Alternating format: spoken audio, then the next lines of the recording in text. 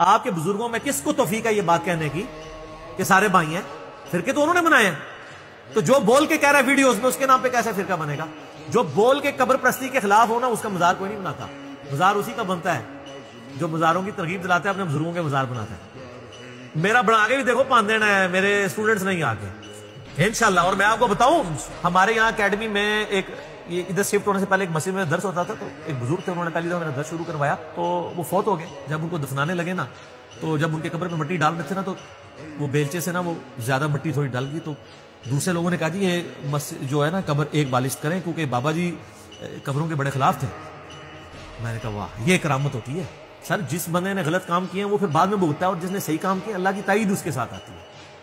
ये कहते हैं ना भाई, कश्फ माजूब में लिखा हुआ है कि मेरा कोई मसला हल हो, मैं बाजी बुस्तामी की कब्र पे जाता हूं। तो कश्फ माजूब वाले बाबा जी का मजार बनना था, क्योंकि वो खुद बाबों की तरफ तरगीब दिला रहे थे, तो उनका मजार अपना बनना था।